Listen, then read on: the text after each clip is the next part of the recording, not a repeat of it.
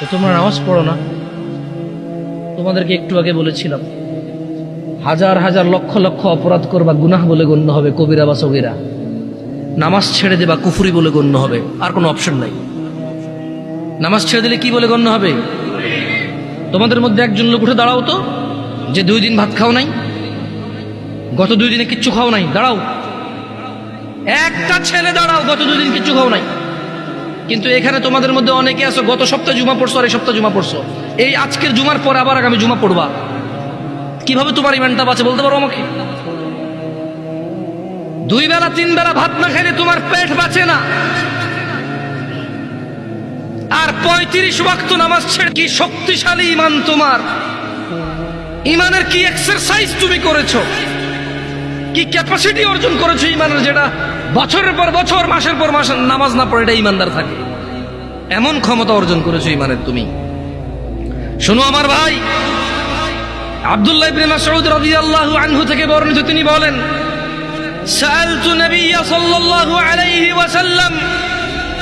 আব্দুল্লাহ ইবনে মাসউদ বলছে রাদিয়াল্লাহু আনহু যে আমি আল্লাহর নবী সাল্লাল্লাহু আলাইহি ওয়াসাল্লামকে জিজ্ঞেস করলাম, বললাম ইয়া রাসূলুল্লাহ আইয়ুল আমালি আহাব্বু ইলাল্লাহ, ইয়া রাসূলুল্লাহ, ও আল্লাহর রাসূল সাল্লাল্লাহু আলাইহি ওয়াসাল্লাম, আল্লাহর কাছে কোন আমলটা সব থেকে প্রিয়? قال তিনি ফাতিমা রাদিয়াল্লাহু আনহার আব্বা সাল্লাল্লাহু আলাইহি ওয়াসাল্লাম জবাব দিয়েছেন, তিনি বলেছেন আস-সালাহ, নামাজ আল্লাহর কাছে সব আমলের চাইতে প্রিয়। আলা ওয়াক্তিহা, সময় মতো নামাজ পড়া আল্লাহর কাছে সকল আমলের চাইতে প্রিয়। এই পৃথিবীতে যত আমল আছে মানুষ করে, আস-সালাতু আলা ওয়াক্তিহা, সময় মতো নামাজ পড়া আল্লাহর কাছে সব চাইতে প্রিয়। দিনী ভাইরা, কত গুনাহ, কত অপরাধ, সিনেমা, নাটক, গান বাজনা, অপরাধের শেষ নাই। মিনিটে মিনিটে, ঘন্টায় ঘন্টায়, দিনে রাতে হিসেব ছাড়া অন্যায় অপরাধ করি।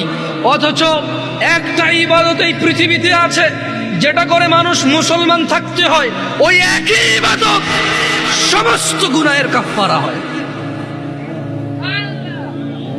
একই ইবাদত যেটা করে মুসলমান থাকতে হয়।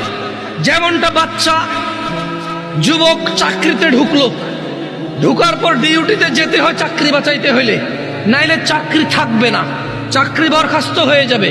কোম্পানির কেউ বলে